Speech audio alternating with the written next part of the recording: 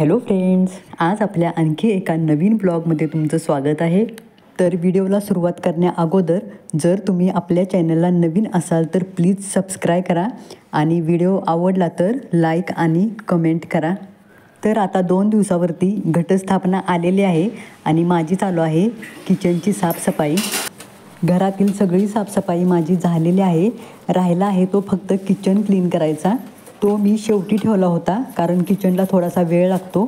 तर रात्री ही खिडकी आणि गॅलरी झाडायची राहिली होती, ती आता मी पहिल्यांदा झाडून घेतली आहे. किचनमधले जाळकांड आणि धूळ मी रात्रीच झाडून घेतली होती. आता अगोदर मी या खिडकीपासून सुरुवात करते. किचनची खिडकी आपण कितीही साफ केली तरी ती नेहमी चिकट होत असते आणि त्या चिकटपणामुळे खिडकी व्यवस्थित क्लीन होत नाही. तर त्याच्यासाठी काय करायचं आहे ताईंनो, एका पातेल्यामध्ये पाणी गरम करून घ्यायचं आणि त्या पाण्यामध्ये आपली कपड्याची पावडर टाकायची. जी बी तुम्ही तुमच्या कपड्यांना पावडर वापरता ती पावडर त्याच्यात टाकायची. आता मी याच्यामध्ये व्हील पावडर टाकली आहे. याच्यामुळे जी खिडकीची जाळी असते त्याच्यामध्ये चिकट धूळ अडकलेली असते, ती सगळी निघून जाते. जास्त अशी मेहनत लागत नाही आपल्याला खिडकी घासायला, पटकन निघून जाते. आणि बघा, मी तारेचा ब्रशसुद्धा वापरला नाही खिडकी घासायला. प्लास्टिकच्या घासणीने खिडकी घासत आहे. तुम्ही थोड्या वेळाने बघसाल किती क्लीन अशी ही खिडकी निघालेली आहे. जास्त त्रास होत नाही. आणि किचनची खिडकी घासायला आपण शक्यतो तारेच्या ब्रशचा वापर करतो. त्याच्याने काय होतं की ती जाळी तुटण्याची पण शक्यता असते. आणि आता बघा, या प्लास्टिकच्या घासणीने अशी खिडकी घासली की जाळीला असे होल पण पडत नाही. छान अशी क्लीन जाळी निघते. आणि आपण गरम पाण्यामध्ये पावडर मिक्स केल्यामुळं पूर्ण चिकटपणा निघून जातो. आता खिडकी घासून झाली की मग लागल्याच या स्टाईलसुद्धा घासून घेईन आणि त्याच्यानंतर पाणी ओतून धुवून घेईन. आणि ताईंनो, किचन तुम्हाला क्लीन करायचा असेल तर तो सकाळचाच करून घ्यायचा, म्हणजे आपल्या आंघोळीच्या अगोदर. कसं आहे ना, असं खिडकी त्याच्यानंतर स्टाईल्स धुवायच्या म्हटलं तर आपण पूर्ण असं भिजलो जातो.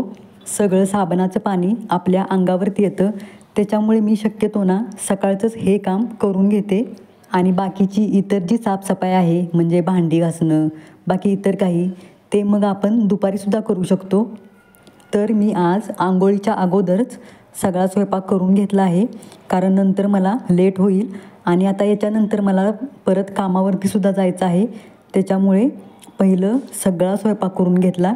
घरातली साफसफाई काढली की माझं कसं आहे ना, एक मार्गी होत नाही, मला असं थोडं थोडंच करावं लागतं. आता बघा, मी रात्री या किचनमधल्या सगळ्या जाळ्या धूळ झाडून घेतलं आणि त्याच्यानंतर थोडीशी भांडी घासले मांडणीवरची. अजून भांडी बाकी आहेत. नंतर किचन ओट्याच्या खालच्या भरण्या, त्याच्यानंतर ते खालचे पेपर चेंज करायचे आहेत, ओटे पुसायचे आहेत. बरंचसं काम अजून बाकी आहे, ते मी आजच करणार आहे. आज म्हणजे आता मी दुपारी घरी जेव्हा येईन तेव्हा मला थोडासा वेळ असतो. तर आता पाणी टाकायच्या अगोदर मी बाहेरूनसुद्धा ही खिडकी घासून घेणार आहे आणि त्याच्यानंतर मग खिडकीवरती पाणी टाकेन. अजून अर्धी भांडी घासायची आहेत, पण सगळं हे ना मी आजच कंप्लीट करणार आहे. थोडंसं संध्याकाळी मला जागरण करायला लागलं तरीसुद्धा चालेल. आणि मी वरचेवर घराची साफसफाई करत असते, त्याच्यामुळे जास्त काय खराब होत नाही. बघा, ही खिडकी पण एवढी काही खराब झाली नाही. बाहेरूनही मी कधी कधी अशी पुसून घेत असते. आणि ताईंनो, इतर खिडक्यासुद्धा, उदाहरणार्थ हॉलमधल्या खिडक्या वगैरे, आपण सकाळी जेव्हा पारूचा कचरा काढतो ना तेव्हाच ती अशी झाडून घ्यायची, म्हणजे त्याची ती जाळी खिडकीची, म्हणजे खिडकी जास्त खराब होत नाही. आणि आपल्याला एकदम अशी कधी साफसफाई काढली की मग त्रास होत नाही. मी तर नेहमी तशीच करते, आधेमध्ये असा खिडक्यांवरती झाडू मारून घेते, त्याच्यानंतर खिडकीचे ग्रिल पुसते. आता याच्यानंतर मी लागलीच गॅलरीसुद्धा घासून घेईन. तर बघा, इथलं कधी घासणं होत नाही. इथं माझं सगळं साहित्य असतं, म्हणजे ड्रम, त्याच्यानंतर सिलेंडर वगैरे, असं खूप सारं या गॅलरीमध्ये साहित्य असतं भिंतीच्या कडेला. तर आता ते मी सगळं काढलं आहे. तर आता हे घासून घेते. हा एवढा कधी पोर्शन घासणंच होत नाही. बाकीची गॅलरी रोज पुसून होते, पण इथे कसं खूप साहित्य असतं. तर 1 महिना झाला असं जवळजवळ मी इथलं हे साहित्य हटवलंच नव्हतं. तर आता चला म्हटलं बाजूला काढले तर हे पण घासून घ्यावं. आणि आता मी सगळी गॅलरीसुद्धा ही धुवून घेणार आहे. आणि पावसाच्या पाण्यामुळे सुद्धा किती बघा धूळ चिटकून बसलेली आहे. तर मी आता खिडकीवरती पाणी मारून घेत आहे.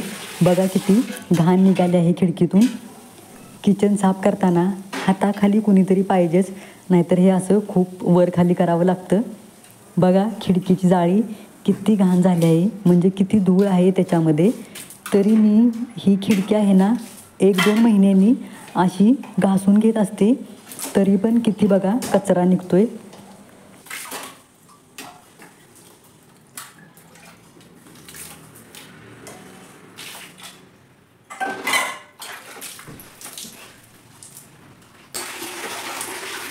आणि खिडकी धुताना नेहमी कपड्याचा वापर करायचा, जेणेकरून आपल्या हाताला लागत नाही.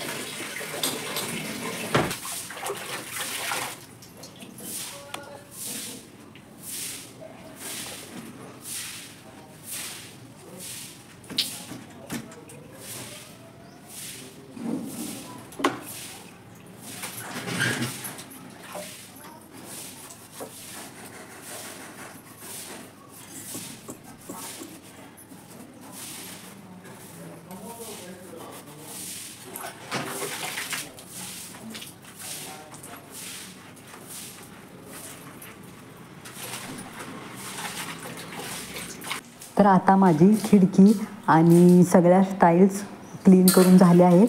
आणि आता मी बाकीची साफसफाई करणार आहे. तर किचन ओटा आपण नेहमी साबण लावून धुवून घेत असतो, त्याच्यामुळे एवढा काही तो खराब होत नाही. आता थोडंसं इथे पाणी सांडले तर ते मी काढून घेते. आणि मगाशी स्वयंपाक केला होता तेव्हा पण ओटा काही क्लीन केला नव्हता, त्याच्यामुळे आता सगळंच एकदम करते. तर आता मी संध्याकाळी घरी आलेले आहे आणि आता माझा संध्याकाळचा स्वयंपाक वगैरे सगळं झालं आहे. आणि आता मी हा किचन खालचा कप्पा क्लीन करून घेणार आहे. आता सगळ्या ह्या भरण्या काढून घेते. मी ह्या 1-4-5 दिवसापूर्वी सगळ्या भरण्या घासून घेतल्या होत्या. तर बघा या किचन ओट्याच्या खाली तुम्हाला एक तरी झुरळ दिसत आहे का? काही ताई म्हणतात की पेपर हातरले की त्याच्या खाली झुरळ होतात, पण माझ्या इथे असं कधी होत नाही.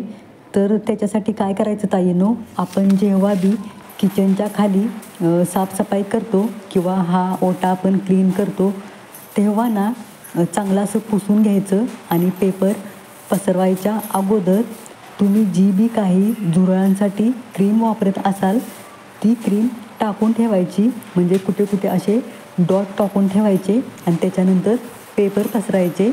याच्याने काय होतं की आपल्या घरात झुरळ होत नाही, त्याच्यानंतर पालसुद्धा जास्त घरामध्ये येत नाही. तर बघा आता मी पहिल्यांदा हा ओटा पुसून घेते आणि हे सुकेपर्यंत ज्या थोड्याशा भरण्या घासायच्या उरल्या आहेत त्या मी आता घासून घेते. तर बघा ह्या मी गेल्या आठवड्यामध्ये किराणा भरला होता तेव्हा सगळ्या भरण्या घासून घेतल्या होत्या आणि आता थोड्याफारच भरण्या घासणं बाकी आहे. तर माझा सगळा ओटा पुसून त्याच्यावरती मी पेपरसुद्धा हातरले आहेत.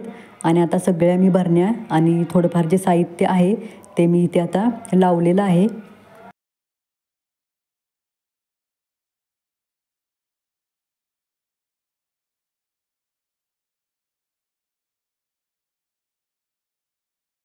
आपल्याला रोज वापरामध्ये साहित्य लागतं त्याचे डबे मी पुढे ठेवले आहेत आणि जे आपल्याला कधीतरी लागतं त्याचे डबे मी मागे ठेवले आहेत.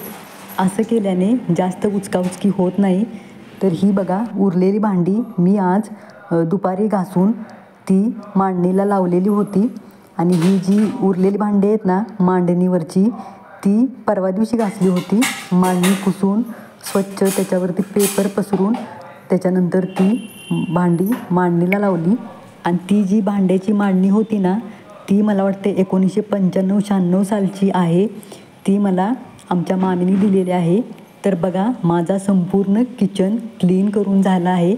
किचनच्या खिडकीची जाळीसुद्धा बघा किती क्लीन निघालेली आहे. मी बाहेरचा व्ह्यू यासाठी दाखवत आहे की त्या खिडकीतून म्हणजे किती असं क्लिअर दिसत आहे. एवढी खिडकी स्वच्छ निघाली आहे म्हणजे ती जाळी. तर बघा, सगळं मस्त असं क्लीन निघालेलं आहे. काही जण कधी बेसिन क्लीन करायलासुद्धा ॲसिडचा वापर करतात.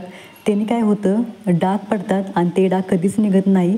म्हणून नेहमी आपण आपल्या नॉर्मल भांड्याच्या साबणानेच बेसिन धुवायचं असतं, म्हणजे क्लीन असं बेसिन स्वच्छ होतं.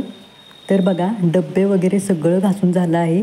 या बेसिनचा खालचा जो पोर्शन आहे तो सुद्धा क्लीन करून झाला आहे. तिथे मला न लागणारं साहित्य आहे सगळं, ते मी बेसिनच्या खाली ठेवलेलं आहे. आणि ही किचनमधलीच दुसरी खिडकी आहे. किचनला आमच्या 2 खिडक्या आहेत, तर ही खिडकी काय एवढी खराब होत नाही. आणि ही बघा, भांडी घासलेली सगळे कप्पे असे क्लीन करून त्याच्यावरती पेपर पसरून सगळी भांडी लावली आहेत मी. ही जी भांड्याची मांडणी आहे ना, ती मी नेहमी घासून धुवत नाही, फक्त अशी पुसूनच घेत असते. फक्त वर्षातून एकदाच ती घासून धुवायची, नाहीतर मग इतर वेळेला नुसती ओल्या कपड्यांनी पुसून घ्यायची. तर हा बघा किचनचा वरचा लॉफ्ट आहे, तो मी सगळा क्लीन करून ते साहित्य लावलेलं आहे. राहिला तो फ्रीज साफ करायचा, तो मी आता नंतर करेन. तर तुम्हाला आजचा व्हिडिओ कसा वाटला हे मला कमेंटमध्ये सांगा आणि व्हिडिओ आवडला तर सबस्क्राईब करा. थँक्यू.